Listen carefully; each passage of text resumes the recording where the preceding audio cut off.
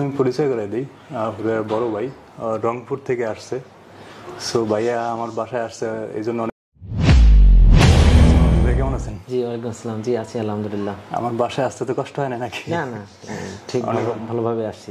অনেক ধন্যবাদ আসার জন্য ভাইয়া। অ্যাকচুয়ালি বাংলাদেশে আসছে কিছুদিন হয়েছে, ওর সাথে তো অনেকদিন ধরেই কথা হয়, আপনার সাথে প্রথম কথা। সো আমি প্রথমে পরিচয় করে দিই, হুরের বড় ভাই রংপুর থেকে আসছে। সো ভাইয়া আমার বাসায় আসছে, এই জন্য অনেক অনেক ধন্যবাদ ভাইয়াকে। সো হুরায়রা অলরেডি নয়ডা ইউনিভার্সিটিতে, ইন্টারন্যাশনাল ইউনিভার্সিটিতে অ্যাডমিশন নিয়েছে। আপনারা জানেন নয়ডা ইন্টারন্যাশনাল ইউনিভার্সিটি এটা দিল্লিতে, এবং কি ইন্ডিয়ার ভিতরে, যে দিল্লি ইন্ডিয়ার সবচেয়ে মেন প্লেস, যেমন বাংলাদেশ যেমন ঢাকা মেন প্লেস, এবং ইন্ডিয়ার যে সিটি ওটা দিল্লি। সো দিল্লির সবচেয়ে বড় ইউনিভার্সিটি নয়টা ইন্টারন্যাশনাল ইউনিভার্সিটি। সো ওটাতে হুরায়রা ফিজিওথেরাপিতে ও অ্যাডমিশন নিয়েছে এবার 2023 বেসে। সো আপনি তো একজন টিচার মানুষ, যেটা আমি জানি, ওর কাছ থেকে শুনলাম। সো আগে শিক্ষকতা ছিলেন আপনি এই লাইনে, তো আপনার বর্তমানে হয়তো এখন বিজনেস কাজে আছেন। তো একজন টিচার হিসাবে আপনার ছোট ভাইকে ইন্ডিয়াতে পড়তে দিচ্ছেন, তো কীরকম মনে হচ্ছে আপনার? ধন্যবাদ। আসলে পড়ার উদ্দেশ্য, যখন ডাক্তারি শেষ করলো, এখন আরও ইন্ডিয়াতে যখন ফিজিওথেরাপির ওপর ইন্টার্নি বা এই ডাক্তার হিসেবে পড়ার জন্য যাচ্ছে, আমি গার্জিয়ান হিসেবে অবশ্যই প্রাউড ফিল করি। ওর জন্য যা করা দরকার অবশ্যই আমরা করব, আমার পরিবার থেকে করব। আর আমিও দোয়া করি, বা আমাদেরও চাওয়া পাওয়া হচ্ছে, সে ইন্ডিয়া থেকে ভালো শিক্ষা গ্রহণ করে এসে বাংলাদেশের মানুষের বা আমাদের এলাকার মানুষের সবাই যেন ভালোভাবে চিকিৎসা করতে পারে, এটাই আমাদের চাওয়া পাওয়া। আপনি তো জানেন ভাইয়া, যেহেতু আপনি টিচার প্রফেশনে ছিলেন, সো বাংলাদেশের যে ক্রেডিটটা, এখান থেকে ইন্ডিয়ার ক্রেডিট কিন্তু অনেক বেশি। বাংলাদেশে আপনি জানেন যে 140 বা 45 ক্রেডিট হয়ে থাকে, তো ইন্ডিয়াতে এটা 190 আপ। আসলে ইউনিভার্সিটি ভেদে হয়, এবং ইন্টারন্যাশনাল যখন যে যত পাটো বা ক্রেডিট হবে, সেই ক্ষেত্রে অবশ্যই লেখাপড়ার মানের ব্যাপার স্যাপার থাকে। যখন ভালো হবে বা যখন ক্রেডিট বেশি হবে, তখন অবশ্যই জানারও বিষয় থাকবে বেশি, তখন শেখারও বিষয় থাকবে। আমাদের বাংলাদেশের লেখাপড়া অন্য অন্য রাষ্ট্রের লেখাপড়ার মধ্যে এইটাই তো পার্থক্য তুলে ধরা হয়। আর আমরা চাচ্ছি যে ভালোভাবে লেখাপড়া করে জ্ঞান অর্জন করবে। এই কারণে তো আমার ছোট ভাইকে আমরা স্বপ্ন দেখতেছি, বা আজকে আপনার মাধ্যমে তাকে আমরা ইন্ডিয়াতে আমরা পাঠাচ্ছি। এটাই আমাদের। জি জি, আশা করি দেখা যাচ্ছে ওর পাশে আমি 4 বছর থাকবো। অ্যাকচুয়ালি দেখা যাচ্ছে বাংলাদেশ থেকে একটা নতুন কান্ট্রিতে যাবে। সো ওখানে আমিও প্রথম যখন গেছি আমার অনেক প্রবলেম ফেস করতে হয়েছে। সো আমি আপনার কাছে কমিটমেন্ট করতেছি, ওর 4 বছর পড়াশোনার আমি ওর পাশে থাকবো, এবং কি আপনি তো আসবেন ওখানে, আমার সাথেও দেখা হবে, ওর সাথেও দেখা হবে ইনশাআল্লাহ। এবং আশা করি ওকে নয়ডা ইন্টারন্যাশনাল ইউনিভার্সিটিতে আমি সাজেস্ট করার একটাই কারণ, ওদের পার্সোনাল হসপিটাল আছে ওখানে, এবং কি ওদের মেডিকেল সেক্টরগুলো অনেক ডেভেলপ এবং অনেক বড় ক্যাম্পাস। সো এক জায়গায় যাবে এবং সাথে বাংলাদেশি স্টুডেন্ট আছে। সো এই পরিবেশটা না থাকলে ওর একা ভালো লাগবে না ওখানে। সো এই সব কিছু চিন্তা ভাবনা করে, এবং সাথে ও 50% স্কলারশিপ পাইছে ওখানে। সো অন্য ইউনিভার্সিটি থেকে ওখানে ওর 50% স্কলারশিপ অনেক টাকা কম হয়ে গেছে। এই কারণে আমি নয়ডা ইন্টারন্যাশনাল ইউনিভার্সিটি সাজেস্ট করছি। সো আমি এখন রুরার কাছে কোশ্চেন করতে চাচ্ছি, যেটা যে তুমি যে ওখানে যাচ্ছ, তোমার ভাইয়া আছে, তোমার গার্জিয়ান, তোমার ভাইয়া, আমি যেটা জানি। সো তোমার গার্জিয়ানের সামনে আমি তোমাকে কোশ্চেন করতে চাচ্ছি, যেটা যে তুমি ওখানে যাবা, ওখানে পড়াশোনা তুমি কিভাবে কন্টিনিউ করবা, বা তারা যে স্বপ্নটা দেখতেছে তোমার কাছে, এই স্বপ্ন কতটুকু আশা পূরণ করতে পারবা?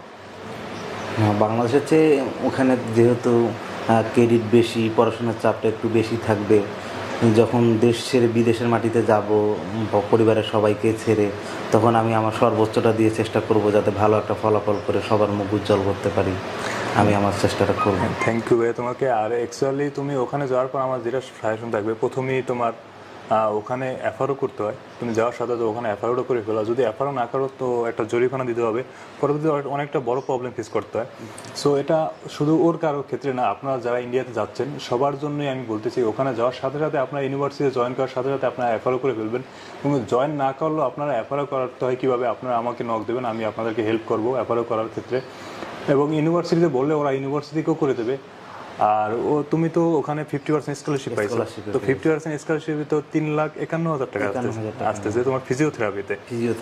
তো বাংলাদেশে তো এটা করতে পারতা, তুমি কেন করলা না? বা ওখানে বাংলাদেশে এই যে প্রাইভেটের যে কস্টিংটা একটু বেশি, প্রায় 6-7 লক্ষ টাকার মতো। আবার বাংলাদেশে থাকা খাওয়ার যে খরচটা ঢাকা শহরের ভিতরে যদি থাকে, সেক্ষেত্রে আমার দেখা যাচ্ছে যে একটু বেশি পড়ে। ভাইয়ের মাধ্যমে, আপনার মাধ্যমে যখন জানতে পারছি ইন্ডিয়াতে আমি 50% স্কলারশিপ পাচ্ছি এবং সব মিলে খরচটা আমি কম পাচ্ছি, আবার একটা বিশ্বমানের পড়াশোনা পাচ্ছি, এক্ষেত্রে আমি এই জন্যই আমি ইন্ডিয়াটাকে চয়েস করছি। অনেক অনেক ধন্যবাদ ভাই। অ্যাকচুয়ালি আমি ওখানে যাওয়ার পর যখন আমি নিজে পড়াশোনা করি ভাইয়া, ওখানে যে পড়াশোনার যে অ্যাকোমোডেশন কস্ট এবং কি ওখানে যে পড়ার হায়ার ডিগ্রিগুলো এতটা ডেভেলপ, যেটা আমি নিজে না গেলে আমি বুঝতে পারবো না। এবং কি ওরা যে সিলেবাসটা আপনার ফলো করে সম্পূর্ণ ইন্টারন্যাশনাল সিলেবাসটা ফলো করে, মানে আমরা সিলেবাস কিন্তু আপনার ইউনিভার্সিটি থেকে নেওয়া লাগে, আমরা অনলাইন থেকে ডাউনলোড করে পড়তে পারি, যেটা বাংলাদেশ এখন ওগুলো ডেভেলপ করতে পারে না।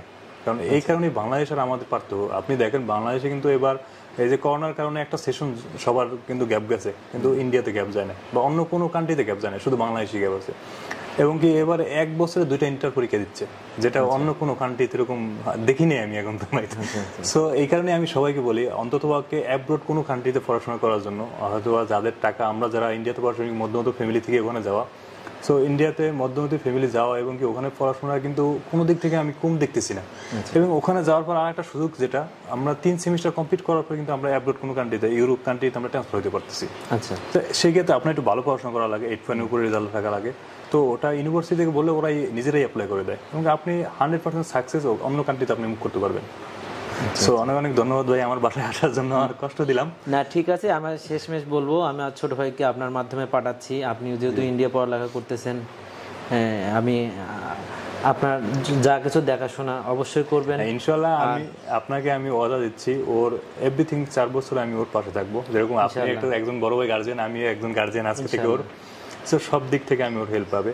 ওর কখনো কোনো কিছু ভালো না লাগে ওর সাথে সাথে আমার কল করবে, এবং আমি সবার কল রিসিভ করি, যেটা আমি হয়তো বা 2 এক সময় আমার নিজেরও তো পড়াশোনা আছে, সো আমি সবসময় রিসিভ না করতে পরে আমি ব্যাক করি সবার কল। সো আশা করি ওর যে কোনো প্রবলেম আমি ওর পাশে থাকবো ইনশাআল্লাহ। তাহলে এই আশাবাদী আমি থাকলাম। আর আমরা যখন যাব তখন ইন্ডিয়া তো যাব অবশ্যই, ছোট ভাই যখন যাবে ওকে দেখতে যাব, তো আপনার সাথে দেখা হবে। জি, আসসালামু আলাইকুম। ধন্যবাদ। থ্যাংক ইউ, আসসালামু আলাইকুম। ওয়ালাইকুম আসসালাম।